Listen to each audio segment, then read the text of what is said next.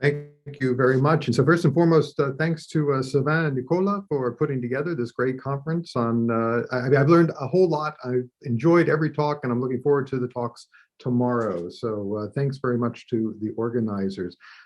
My dog, as some of you know, is here. She's a little nervous. If you hear her barking, don't worry, she's not going to eat me. She's just being a little excited. So today, I'm going to concentrate on largely historical aspects of especially the 15th and 16th century hylomorphic discussion among Thomists. I look at this period, 1400 to 1600, so the period of this conference, as having various currents and various dynamics within and between those currents in its hylomorphic discussion. And my concern today is to try to understand just a bit about the Thomistic or the Thomist current or dynamic. Who were the big figures in it? What were the major issues? What type of originality do we see in that dynamic, that Thomistic dynamic? In order to feasibly pursue these issues, I'll focus on Domingo Báñez's commentary on the De Generatione Corruptione, first published in Salamanca in 1585, although I use the Cologne version 1616 for this.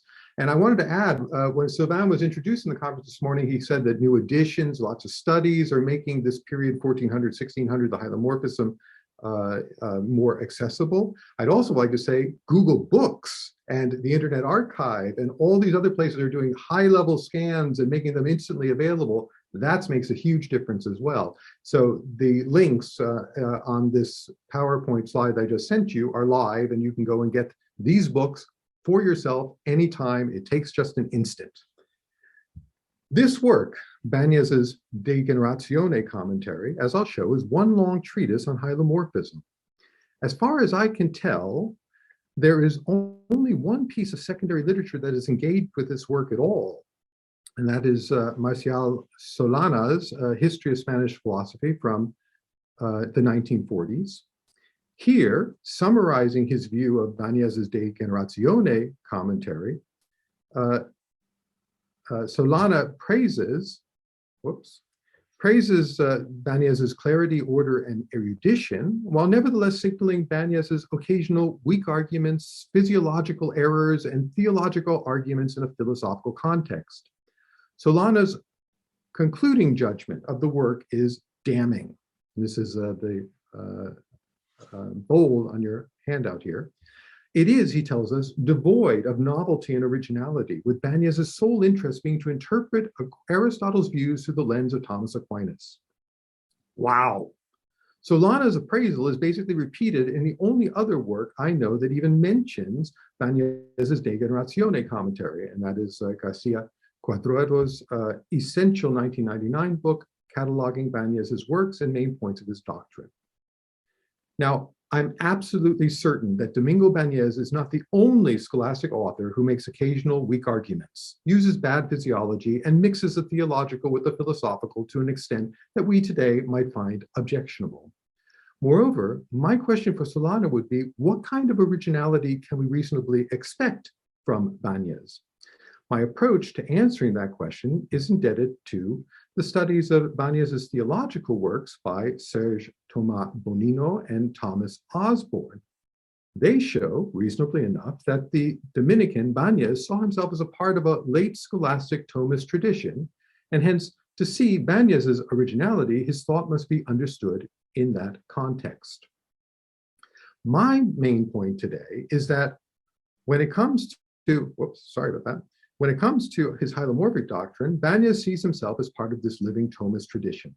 Moreover, Báñez's engagement with late scholastic hylomorphism runs from rejection of clearly anti-Thomistic views to integrating, questioning, and correcting Thomistic thinkers who seemed most important to him. This integrating, questioning, and correcting may be exactly where we can expect to find originality from Báñez. Of course, I'll only be able to scratch the surface, but with that in mind, my paper has two unequal parts. First, I want to give you a very brief taste of Báñez's commentary, what thinkers, issues, and positions were prominent in it, and what that says about the work's Thomism. Second, I will look at one particular discussion in Báñez's commentary, his discussion of prime matter's relation to dimensionality. The nature of the Thomist dynamic in hylomorphism and its openness to internal dissent and disagreement is the thread that links together everything I'll say. What does Báñez's commentary look like? Well, before the conference, so yesterday, I think it was, or 2 days ago, I distributed through Nicola and Sylvain a detailed question list based on the Cologne 1616 edition. But here you can see how I would bundle the questions or divide up the work into treatises, each treating a relatively well-contained hylomorphic issue. So you can see that what the book's about, it goes on to treat generation, qualitative change, plurality of forms, a large treatment, prime matter, quantitative change, and so on through the elements. It basically follows Aristotle's text all the way through, taking up most of the major issues that you would expect in a De Generatione commentary. So this is indeed one long 546 folio pages hylomorphic work. Now, there is a lot I could say about the work, but I'm going to skip over this in the interest of time and just talk very briefly about what the main thinkers who appear in it. I sent also through Sylvain and Nicola a statistical count of all figures except Thomas Aquinas explicitly mentioned in the De Generatione commentary, and indicative of Báñez's intellectual orientation are these 14 figures who get double-digit mentions in the commentary. So here's the list of them. Now, two things strike me immediately about this list. First, 8 of the 14 figures, including the top 5 of them, come from the 15th or the 16th century. So this is the red on the slide. The other 6 of the top 14 come from the 13th and the 14th century. So this balance of figures from the late medieval period, so the period 1200-1600, suggests that Báñez saw hylomorphism of the period 1400 to 1600, so the period of this conference, both as a natural outgrowth of the 13th and 14th century, hylomorphism, and as an important source in its own right in the development of Báñez's own hylomorphic views. The second thing that immediately strikes me about this list is that 9 of the top 14 are Dominicans. They're the OPs there. And this shows that he was committed, Báñez was committed to engaging primarily with his own Dominican tradition. For a sense of how he thought about Dominicans and Thomism, Báñez's attitude towards 2 Dominican thinkers on the list, Durand de Saint-Persant and Diego de Astudillo, prove instructive. Durand is interesting because Báñez makes absolutely clear that, despite his being a Dominican, he is not in the Thomist club. Thus, when discussing Durand's theory of individuation, on which the principle of individuation is the efficient cause of the item individuated, Báñez makes absolutely clear that Durand's, and I quote, his view doesn't please the Thomists and is generally attacked, end quote. This suggests that Durand is not a Thomist. A second example.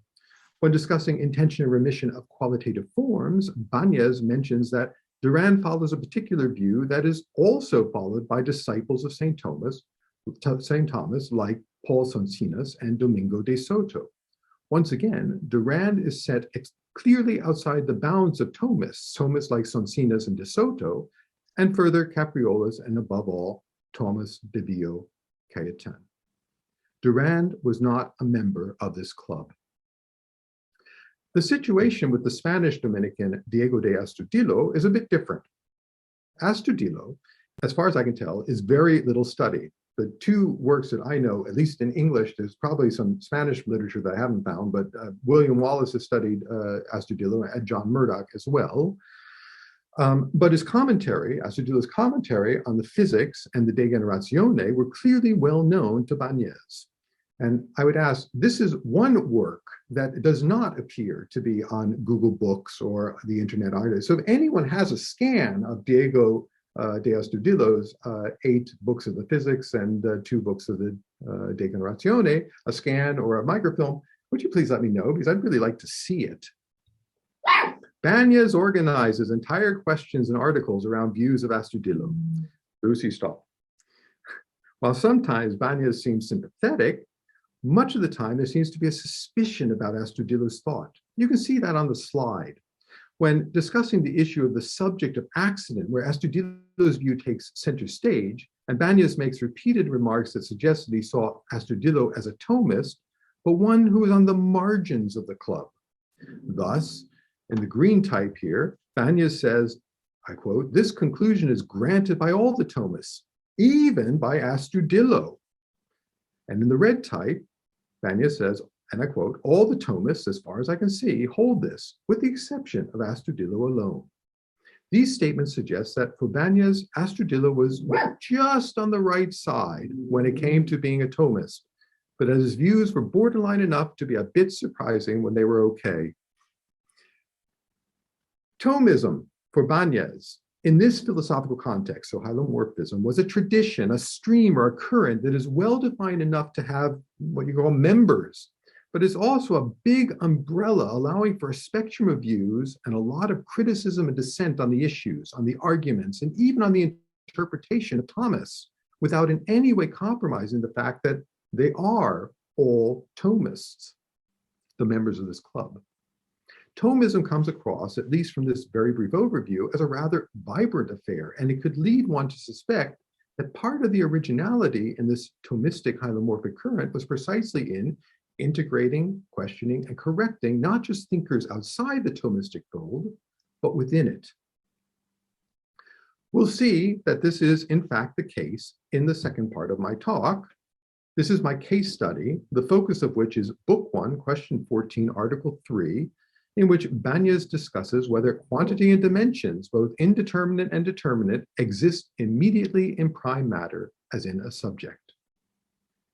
And here, as this list shows, I also sent this out courtesy of Sylvain the other day. As this list shows, you have many of the usual suspects that were on my global list before. You have Cayetan, you have Capriolas, Paul Soncinus, Domingo di Soto, Francis Silvestri da Ferrara. But the most important figure in this article of Báñez's commentary is without question the Italian Dominican Chrysostom Iavellus, who lived from around 1470 until 1538 and is the author of a series of works, including, most importantly for us today, a commentary on the metaphysics. Iavellus's corresponding question in his metaphysics commentary, this is the red on this slide, while this on the same theme as Báñez's question, is built up entirely differently. Iavellus structures much of his question around a critical encounter with Gregory of Rimini, while for Báñez it's all about Thomists. But as I hope to show, important aspects of Báñez's treatment are indeed indebted to Iavellus. The issue is a central one. We're going to be hearing more about it tomorrow, I know, in Fabrizio's talk. The issue is a central one in late scholastic thought. What is the relation between prime matter and extension of dimensionality? Is prime matter itself in some way dimensioned or extended? And if so, how? Báñez begins his treatment with some definitions of terms with which we are no doubt all familiar with, but just for a level playing field. Quantity or dimensions, Báñez uses the terms interchangeably in this context, can be considered or thought about in two ways, as indeterminate and as determinate. Indeterminate quantity or dimension has no defined extent or boundary without a form coming and limiting the quantity to a certain limited extent. The fact that quantity can be thought of as indeterminate, notes Báñez, does not mean that there ever actually exists quantity, without a well-defined extent or shape. It's rather an expression of the fact that well-defined extent or shape arises exclusively when forms exist in matter. This, of course, tells you that quantity considered as determinate is quantity with certain extent or amount or boundary, like a surface that's 2 or 3 cubits. As you might have guessed from Báñez's stress on quantity being considered or thought about in two ways, indeterminate and determinate, he tells us explicitly that indeterminate dimensions are not really distinct from determinate dimensions, but only by reason, since they are the same quantity according to diverse considerations. Báñez doesn't go further in his own explanation, merely telling the reader who would like to know more to see several passages in Paul Sonsinus's metaphysics commentary. This is the red on the slide here. Why is this important? As Báñez tells us, Averroes held that, and I quote, indeterminate dimensions are immediately in prime matter as their subject, so that they precede the form to be generated in prime matter.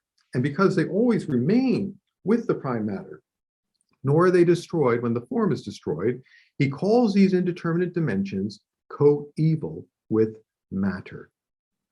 So whereas Báñez himself thinks that indeterminate dimensions are mental abstractions, for Averroes, they were really existing ontological characteristics of prime matter, independent of forms, substantial or accidental. That this view that prime matter is natively or primitively quantified or dimension, even in an indeterminate way, was an important view to discuss, as indicated by Báñez when he points.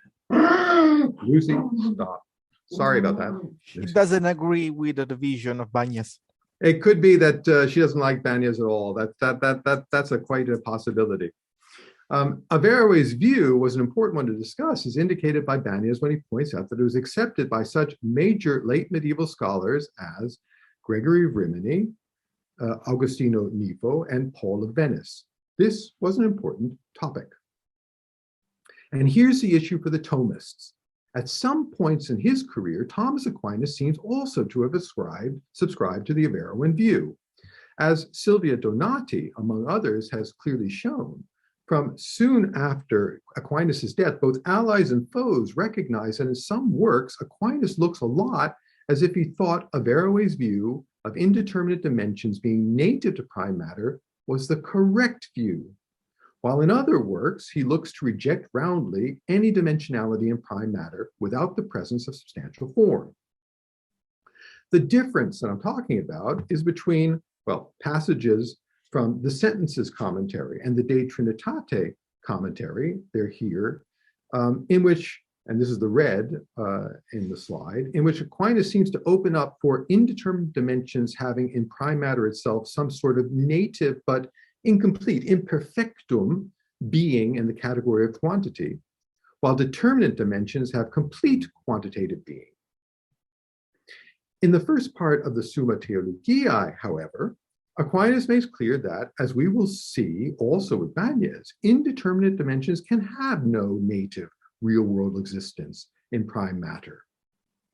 And this is perfectly reasonable on Aquinas' hylomorphism, on which prime matter is pure potentiality with no actuality, no distinguishing characteristics, no existence of its own, getting all of that through a substantial form. In short, for Aquinas, it should make no sense for prime matter to have any innate properties or characteristics like dimensionality. Thus, passages like those from the Sentences or the De Trinitate commentary really bothered Thomists. And in Báñez's telling, that led to a fracturing of the Thomistic interpretations of Thomas. What was Thomas up to? This is the late scholastic Thomism going all to pieces. And Báñez takes as his guide here Chrysostom Ielellus, while still leaving room to disagree with the Italian. Báñez rejects categorically the Averroistic view, saying that, and I quote, "No quantity, neither determinate nor indeterminate, is coeval with matter, inseparably inhering in it. But if such dimensions are supposed, then, just as all other accidents, they have the entire hylomorphic composite as their subject and not prime matter alone." But in good scholastic fashion, Báñez builds up his presentation of the entire issue by first offering some preliminary arguments that conclude to the real existence of indeterminate dimensions, so the view that he will reject. The first of these preliminary arguments takes its point of departure in the following quotation from Aquinas' Summa contra Gentiles. From now on, I'm going to call that SCG for short, where Thomas is discussing the resurrection. I quote from Aquinas, "For no essential human principle falls utterly into nothingness through death, because the rational soul, which is the form of the human being, remains after death. and the matter as well, which was the subject of such a human form, remains beneath the same dimensions from which it had that it was individual matter.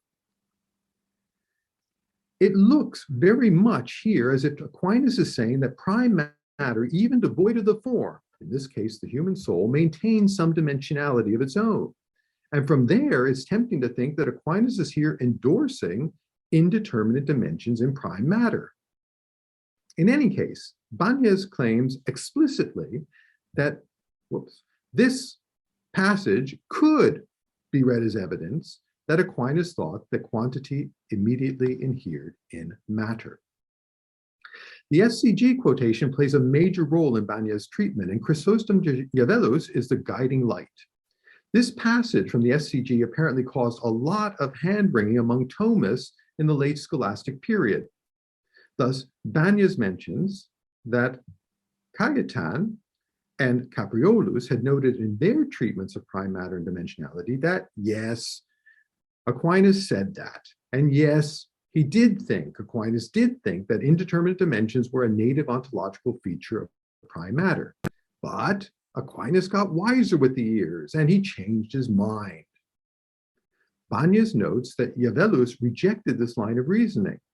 Báñez's explanation of Giavellus's view is as follows, and I quote, "The view of Cajetan and Capriolus that Aquinas changed his mind didn't satisfy Giavellus because the Summa Contra Gentiles is reckoned among the last and special works of St. Thomas, and it's held to be like his testament. And so, since in this work he, Aquinas, asserted that dimensions remain in matter, it cannot be said that in his first works, like the Sentences commentary, he held that view, and nevertheless that later in his last works, like the Prima Pars of the Summa Theologiae, thinking better of it, he held the opposite view." So Giavellus, in Báñez's presentation, thinks that Capriolus and Cajetan got it all wrong. You can't explain the relatively late, this is from around 1265, part 4 of the SCG, as Aquinas' youthful error, because Aquinas wasn't a youth anymore. Now, Báñez's presentation of Giavellus' argument is highly accurate. In fact, it's more or less verbatim. Here you can see that besides moving some sentence parts around, Báñez is simply lifting Giavellus's words, using him to criticize Cajetan and Capriolus. The only thing that Báñez adds is the names, whereas Giavellus spoke of some Thomists, aliqui Thomistae, Báñez mentions Cajetan and Capriolus explicitly with, as we've seen, specific references to places in their works. Clearly, Báñez had Giavellus's metaphysics commentary at his fingertips. Now, Giavellus was not the only one who wasn't happy with Cajetan and Capriolus's interpretation of Aquinas' passage from the SCG. Once again, Báñez follows Giavellus, although adding detail and replacing Giavellus's ali dicunt with specific references to Paul Soncinas and Francis Silvestri da Ferrara. The upshot of Soncinas and Ferrara's view was that Aquinas was not speaking in his own name in the SCG when he said those things, but was rather working dialectically, conceding to the Gentiles, especially Averroes, as much as he could in his attempt to prove the possibility of the resurrection on the basis of their principles. As Báñez notes, Giavellus was unimpressed by this Soncinas-Ferrara explanation, quoting Giavellus once again, basically verbatim. Giavellus' rejection of Soncinas-Ferrara took its point of departure in a passage in the very same chapter of the SCG. And there, Aquinas wrote, and this is in the bold, "Et si igitur haec corporeitas in nihilum cedit, corpore humano corrupto."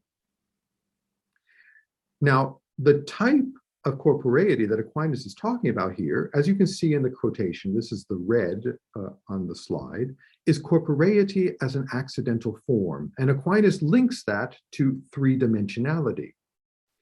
Giavellus' argument against Soncinas and Ferrara hinged on the et si in the bolded quotation.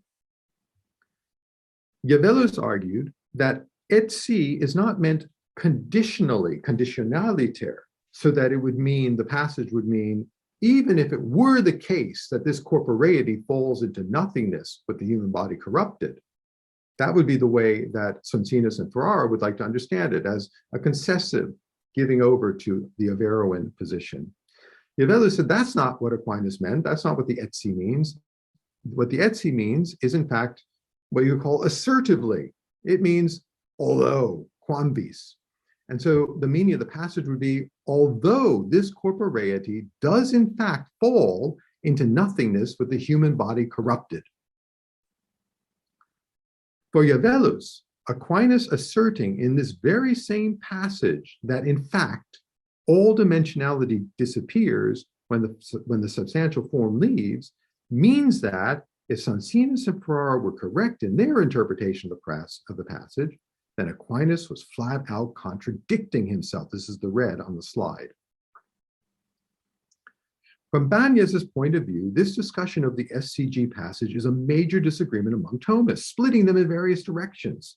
He mentions, for instance, that Ferrara gave an answer to Jevellus's etsi argument, but that Ferrara's answer was unsatisfactory to Báñez. With that said, Báñez disagrees with Jevellus, and I think it's pretty easy to see why. Jevellus' argument makes no sense.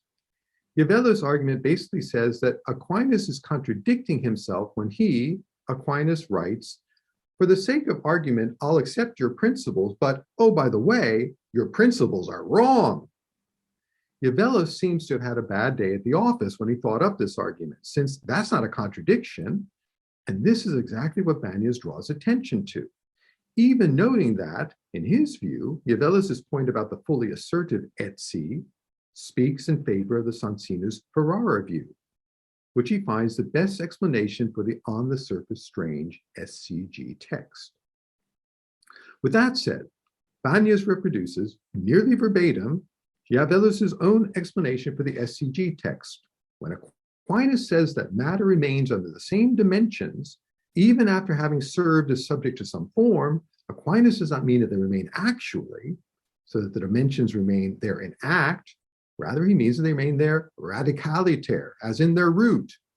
Quote, and we get back to something Savin said just before in the questions to Luca, just as the vegetative remains radicaliter in the separated soul. Sorry, that was virtualiter. I'm getting confused here. Jevellus thinks that Aquinas means to say that the root of dimensionality is in prime matter, and that is all that Thomas is trying to get across in his rather infelicitous way. Báñez doesn't really say what he thinks about Jevellus' own view. He merely relates it. So I guess the best you can say is that it isn't a ringing endorsement. To sum up what Báñez has done here, by overlaying his own views and purpose onto Chrysostom Jevellus' treatment of the issue of matter's dimensionality, Báñez afforded himself the opportunity to discuss a truly controversial point in the interpretation of Thomas Aquinas on the issue, focusing on the passage from the SCG. Báñez was able to gently criticize Cayetan and Capriolus, two huge figures in his Thomistic consciousness, while going against Jevellus in order to agree with the Soncinius-Ferrara interpretation of the SCG passage, and still making some room for the usefulness of Jevellus' own misguided critique of the Soncinius-Ferrara interpretation that he, Báñez, himself accepted. In short, Báñez was engaged in a complex piece of putting back together, again, all that fragmented Thomist tradition on this point of hylomorphic doctrine. And his somewhat confused guide was Chrysostom Jevellus. I want to describe one other use of Chrysostom Jevellus by Báñez. This is in reply to an Averroan argument, which is seen often in later medieval texts. Substantial forms are received in diverse parts of matter, which means that matter itself in its own right must have diverse parts through quantity, and hence quantity in prime matter precedes substantial form. The inference that lies behind the syllogism, as Báñez tells us, this is the red on the slide, is that if matter were not quantized prior to the introduction of substantial form, the matter would be one, unique and undivided, with the result that in the one unquantized unique matter, there would be either one single substantial form or there would be many different contrary substantial forms, neither of which conform to reality. Báñez grants the major and the minor. So substantial forms are received in diverse parts of matter, and parts arise in matter through quantity. Nevertheless, he denies the inference that, therefore, quantity exists in matter natively prior to the introduction of form. His main point in denying dimensionality or quantity really existing in prime matter is that there is no instant of time at which prime matter is not under some substantial form or another. So prime matter receives its determinate dimensions from one substantial form right up until it receives them from the next substantial form. There's no temporal gap between substantial forms that would ever leave matter unquantized. In arguing this point, Báñez appeals to the terminology found in the later medieval discussion of the instant of change. Substances cease to be through a first instant of non-being. So that this is the quotation there. So that it's true to say now, for example, there is not a horse, and immediately before there was a horse. And substantial things begin to be through a first instant of being. So that is true to say now there is a horse, and immediately before there was no horse. When you put that, so this incipit decipit instance of change material, together with Báñez's Thomistic principle that all accidents depend strictly for their existence on their subject substance, you get, this is the italics on this slide, you get that in the very instant a substance ceases to be, so do all its accidents, or at least the accidents without which it would not be the type of thing it is. And this is underlined on the slide. In the very instant a substance begins to be, so do all its accidents. The red font on the slide says that the accidental being follows naturally the substantial being, in much the same way as risability follows naturally rationality. There's no time lag between substantial and accidental change, merely a logical ordering with the substance being prior. With that explained, Báñez can claim he solved the conundrum of substantial forms needing quantized matter. He says, in any part of matter in which a substantial form is to be introduced, for the entire time preceding the substantial form's introduction, the matter is quantized by the quantity that it gets from the form going away, being corrupted. In the last instant of that time, which is the instant at which the form to be generated is introduced, the part of matter is quantized by the quantity accompanying the form to be generated. For at the very same instant at which the form to be corrupted and its quantity have their first instant of non-being, the form to be generated and its quantity have their first instant of being. In this way, Báñez packages his view in the terminology of the incipit decipit limit decision discussion. His view takes its point of departure in two broadly Thomistic theses. First, in any hylomorphic compound, there's one and only one substantial form at a time. And second, that the substantial form is the foundation of all accidental forms in a hylomorphic composite, with the substantial form being prior, at least logically, to the accidental ones. Adhering to those principles, he can explain, at least to his own satisfaction, that there is no need to postulate any quantity native to matter, since matter is always divided up into quantized units due to matter always being under some substantial form or another. Not one instant can go by in which prime matter lacks quantity, since not one instant can go by in which prime matter lacks substantial form. Of special interest to my historical project today is that Báñez explicitly claims Jevellus in his Metaphysics. Book 8, question 2, follows this best and most noteworthy solution, as does Serveus Natalis in his question on the plurality of forms, as Jevellus relates in the same place, end quote. Indeed, going back to the text of Jevellus that we've already seen Báñez used to structure his discussion, I can assure you that Báñez has lifted, nearly verbatim, several columns of text from Jevellus in which this solution is detailed. I don't find anything like this instant of change solution in Thomas Aquinas, nor in any of the other late Thomists. Sorry, my iPad is giving me a hard time, nor and any of the other late Thomists whom I've consulted on the issue of prime matter's dimensionality. So this looks like it comes from Jevellus, but I'd be happy to hear if others know better. And Jevellus tells us explicitly that he's getting the idea from Hervaeus Natalis' question on the plurality of forms, as Báñez reports. Now, in Hervaeus, I haven't found any major treatment of the issue in terms of the instant of change. I found some hints in his sprawling question on the plurality or unicity of substantial forms, but they're very undeveloped. I'll keep looking, but in the meantime, Jevellus, following and developing Hervaeus' ideas in interesting ways, would not be surprising since Norman J. Wells found a similar dynamic in the late scholastic discussion of eternal truths. I want to wrap up my paper now. My overall goal was a historical one. I first gave you a brief picture of Domingo Báñez's De Generatione e Corruptione commentary and its Thomism. Then I looked at a test case, Báñez's discussion of indeterminate dimensions or quantity, and how they relate to prime matter. And here we could see the important presence of the Italian Dominican Chrysostom Jevellus, who offered to Báñez a way to structure his discussion of the, for Thomas, problematic interpretation of Thomas Aquinas on indeterminate quantity, and a way to package in the medieval incipit de sine terminology Báñez's understanding of the way that matter is always quantized, but only through substantial form. This reassembling of scattered Thomist voices on various hylomorphic themes, putting the Thomist pieces back together again, challenging and integrating arguments, views, ideas, appears to be a major element in what Báñez saw as his task, and where some of his own originality lies.